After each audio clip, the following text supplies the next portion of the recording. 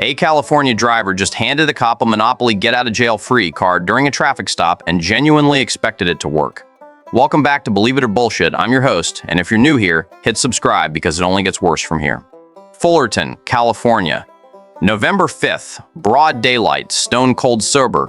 This genius gets pulled over for a traffic violation, and when the officer asks for his license and registration, he reaches past every legal document in his wallet and hands over a piece of cardboard from a board game. So here's what went down, according to the Fullerton Police Department. Officer pulls over some genius for a traffic violation, walks up to the window, asks for license and registration, standard Tuesday afternoon stuff, right? Wrong. Because this absolute legend reaches into his wallet, and instead of handing over his driver's license like a functioning adult, he whips out the little orange Monopoly card, the one you clutch like gold when your cousin lands you in jail for the third time during Christmas dinner. The officer stands there, card in hand, probably doing mental calculus on whether this is a prank, a cry for help, or just California being California on a weekday. Now let me paint you the scene because this is important. This isn't some midnight DUI stop where the guy's 3 whiskeys deep and making poor choices. This is broad daylight, stone cold sober. A man looked at a traffic violation, weighed his options, and decided, you know what? Hasbro's got my back. He rifled through his wallet past his actual legal documents, past cash, past whatever restaurant loyalty cards he's been hoarding since 2012, found a board game artifact from childhood, and bet his freedom on it. That's not desperation, that's commitment to the bit. And here's the kicker, the cop laughed. Because what else are you gonna do when someone hands you a piece of cardboard that's been valid currency exactly 0 times in human history? The officer, bless him, took a moment, probably radioed back to dispatch like, yeah, we've got a situation here. No, nobody's armed. Worse, he's got Parker Brothers legal representation.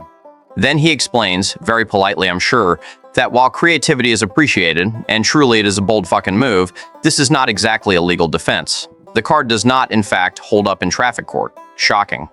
Turns out, judges prefer registration and proof of insurance over childhood nostalgia. So the driver takes his little card back, probably tucks it back in his wallet right next to his Costco membership, and the officer hands him a real citation. You know, the kind printed on actual legal paper that costs actual legal money to resolve. The whole interaction gets posted to social media because of course it does. And now this guy's 15 minutes of fame is being the dude who tried to barter with a board game. His friends are never letting him live this down. His family's gonna bring it up at Thanksgiving for the next decade. Remember when Dave thought Monopoly was legally binding? The Fullerton Police Department posted about it, threw in some hashtags, hashtag A for effort and hashtag nice try, which honestly is more grace than this situation deserved, and moved on with their day. Meanwhile, somebody in the comments section pointed out that technically he didn't go to jail, so in a way, the card worked. Which is the kind of logic that makes me wonder if we're all just living in a simulation where the developers stopped caring around 2016, and now they're just seeing what happens when they remove consequences. But here's what gets me. This man had options. He could have apologized. He could have taken the ticket quietly. He could have done literally anything a normal person does when pulled over. Instead, he chose chaos. He chose to make a traffic cop stay weird. And honestly, in a world this exhausting, I respect the audacity, not the intelligence. Never the intelligence. But the audacity? Absolutely. Anyway, if you're ever in Fullerton and you see a get-out-of-jail-free card taped to someone's dashboard like a crucifix, you'll know exactly who it is.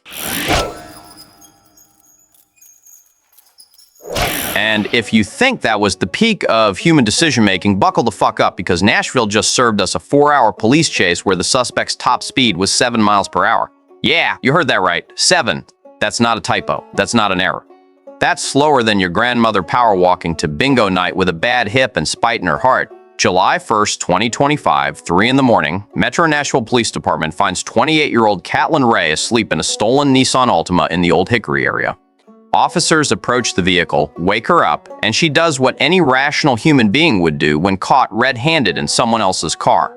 She throws it in reverse, rams 2 patrol vehicles, nearly runs over an officer, and peels out into the night. Except peels out is generous because what actually happened was she drove away at a brisk jogging pace while cops stood there wondering if this was real life or a fever-induced hallucination caused by too many night shifts. Now here's where it gets beautiful. Police deploy spike strips. Not once. Twice, she hits both of them. All 4 tires deflate like her life choices. Most people at this point would pull over, accept defeat, maybe cry a little. Not Caitlin. Caitlin looks at her 4 flat tires, hears the flap, flap, flap of rubber shredding against asphalt, and decides that's fine. She's got places to be. Slowly, Very slowly. She continues driving through Nashville at speeds that would make a snail reconsider its life. By 3:45 in the morning, she's cruising at 8 miles per hour. Sometimes 15 if she's feeling spicy. Sometimes 7 when reality sets in. Traffic cameras capture the entire thing.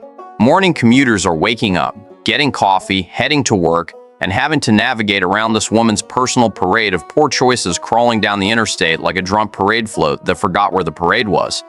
The police helicopter is following her. Ground units are trailing behind. They're not even chasing at this point. They're escorting. They're chaperoning this disaster on wheels through residential neighborhoods, while she runs red lights in slow motion, swerves into oncoming traffic at the speed of a ceiling fan, and somehow manages to make a 4-hour statement about commitment. At one point, Metro Nashville police back off completely because their policy doesn't allow the PIT maneuver, so they call in the Tennessee Highway Patrol like they're tagging in the varsity squad to handle this absolute unit of determination. For 4 hours, Catlin Ray drove a car with no functional tires, no plan, and apparently no concept of when to quit. Somewhere around 7 in the morning, Tennessee Highway Patrol finally uses the PIT maneuver on I-24 West, spins her out, and drags her from the vehicle. And here's the kicker. Here's the moment that makes this whole fever dream worth it. When officers ask her why she didn't stop, why she turned a simple stolen vehicle charge into a 4-hour cinematic experience that tied up half of Nashville's law enforcement, you know what she said?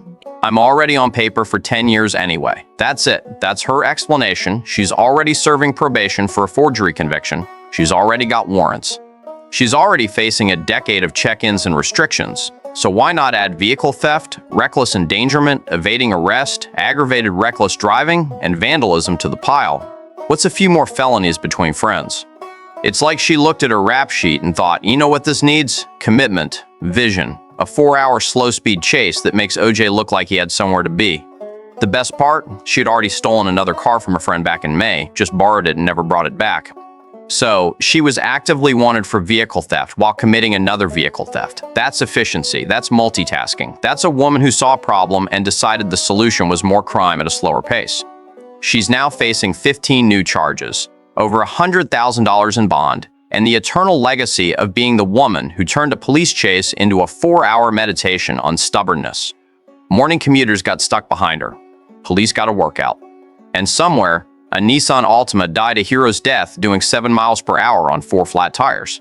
So what have we learned tonight? Absolutely nothing. Real stories, real stupid, really happened. That's Believe It or Bullshit. Sound off in the comments. Hit that subscribe button because God knows what other insane shit I'm going to dig up next time.